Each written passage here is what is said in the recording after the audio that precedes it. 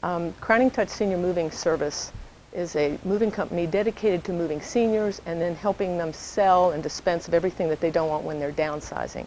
I came up with the idea because I was hired by another moving company to develop a profit center for them. I spent 4 months doing the due diligence, and at the end they didn't pay me. So I had this great idea. I owned the intellectual property because I hadn't been paid, and then I just decided to run with it. I'd never been on a moving truck before in my life, but I just had faith in the idea. I think one of the biggest challenges that I had was that I had no money. You know, the church was bringing me food in a box, and I really had to do everything myself. As soon as the company got rolling, my next real-life challenge still was tied to the finances. Taxes were really, really hard for my business to pay. You know, the personal property taxes, I would go out and buy computers and then have to pay tax on that. I would have to, pay taxes on my vehicles.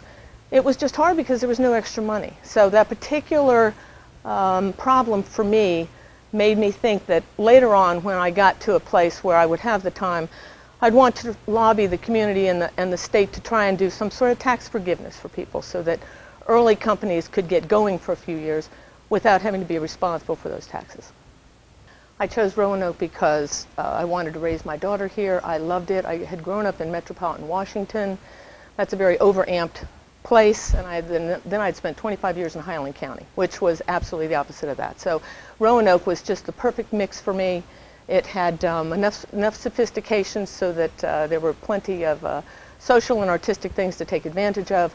But more than that, I just love the mountains. I love the scenery. It was just a really easy place to make a living, and I felt really safe as a single mom.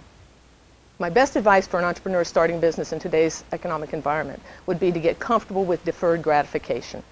And that means that you need to think of your employees first, be ready to give them raises before you get new furniture or a vacation. Be humble. It's one of the things that I learned that was so important. Learn to be very, very patient. Track every daggone dollar that comes in and know exactly where it goes.